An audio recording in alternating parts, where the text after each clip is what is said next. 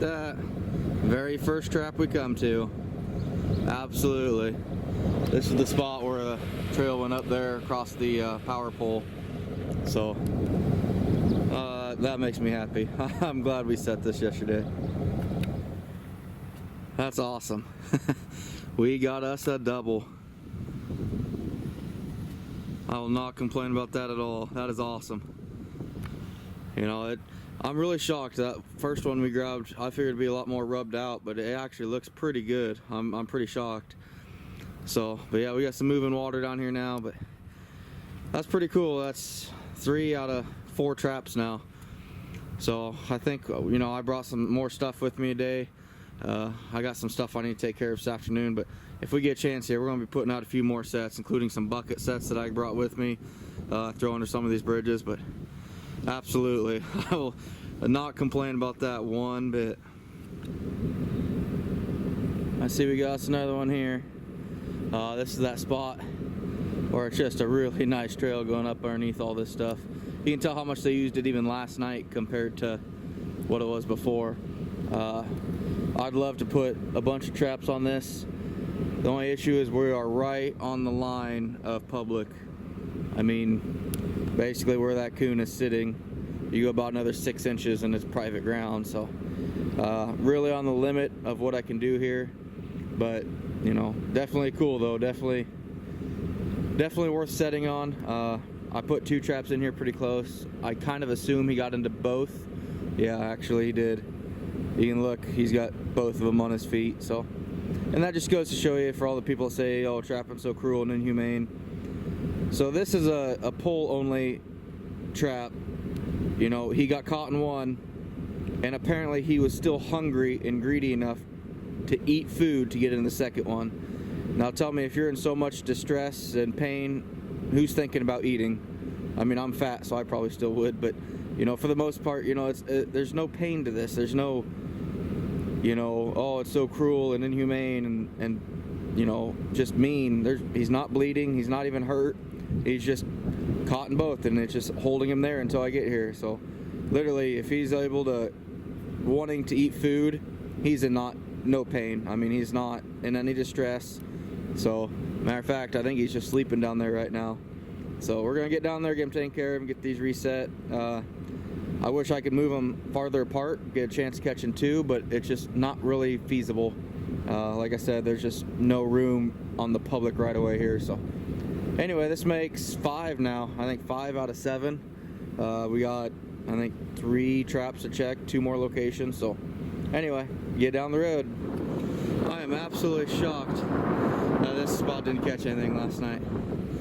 To be honest with you, I don't even remember that trail being that muddy looking. I thought it was a lot cleaner. So I'm pretty sure they used this pretty good last night, but my baits were kind of cleaned out a little bit. For whatever reason, there's a drop of blood right there too, but I don't expect any foul play here, as I mean, there's no circle or anything like that. But anyway, not gonna catch them all, but hopefully tomorrow when we pull these, we got something here to show for it. I'm actually really thinking about pushing the wire. You know, tomorrow's the last day. Trapping season closes on the 31st, so that means I have until midnight. I'm actually thinking about checking these tomorrow, and then checking them again and pulling them around 10:30, 11 o'clock tomorrow night. You know, I don't know if I'll get anything moving that, you know, there's probably about 5 hours of darkness. You know, to me, I would think there's a chance of catching something, and we're trying to get everything we can right now and scrounge up the rest of our season. But anyway, we're gonna get down the road. We have one more spot check after this that I found on the way home last night, and I got about 3 or 4 more good spots that I want to see what's moving on. It stayed up to 28 degrees last night, so I think that really got some of these coon moving. Even with that big snow, we got some of those creek system and low spots and denning areas. They didn't have any trails on them, but I want to check them again tonight, because last night was the warmest night we had, and tonight's going to be warm again with a little mist. So maybe those trails are going to pop up again through the snow and we can catch some more. So gonna get down the road, guys. We'll talk to you later. I came through here yesterday and there wasn't a single track on this bottom. Now, overnight, We got the trail where I'd say there's at least 2 or 3 of them came through. You can see them about on the back side of the brush pile coming through. This is all rock down here. I didn't know how I was going to anchor. I never actually set on this side, but this is the best side to set on this time. But we got dog proof here. I literally tied to a cinder block that was laying in here. It's all full of broken up concrete and stuff. And we literally just tied it to a cinder block right there. Really hoping, you know, we got 5 coon, puts us at 890. I'm really gonna try and get enough stuff out so I can get 10 more tomorrow and at least hit 900. I mean, it's still disappointing, but still I gotta at least push and try and see if I can at least break 9. This would be another spot where yesterday there was absolutely zero sign. It's kind of hard to tell because it's not dirty, but we got us 1 or 2 sets going down through here. So, I mean, it's not spectacular, but you know, it just got warm last night, so definitely worth throwing a dog proof under, that's for sure. Well, we came home with our 5 coon today. We got a few more sets. I actually put a few boxes out underneath a couple of those bridges I showed you, some sign coming in on. I think we got 4 out total, so nothing great, but you know, it's awesome to be catching coon on, you know, just a couple days left. Surprisingly, they're not rubbed out bad. I mean, they're starting to get pretty coarse, pretty wiry on the back of the neck and the shoulders, so you know, the value is definitely going downhill, but they're not drastically rubbed and big bare spots like I've seen in the past. So very happy with where we're at as far as today. You know, I don't even know if we're gonna break 900, but like I said, last day tomorrow, I might try and get 2 checks out of it. Check in the morning and then pull traps tomorrow about 11:30, right before midnight, going into February 1st. So gotta do what you gotta do, I suppose. Hey guys, I want to appreciate all the support that I've gotten from you guys this year. It started off as, you know, just something kind of fun. I thought would be interesting to do. I actually had a buddy of mine really talk me into it and do it, because I was kind of on the fence about it. But you know, this whole video series from day one, even before that on my scouting series, I'm trying to help improve people, you know, show them what I know, which might not always work for everybody else. You might have a completely different strategy, and if it works for you, don't change it. Don't deviate from what works for you. But for guys that are struggling with some issues, if I can help them out or point them in the right direction, that's what this video is here for.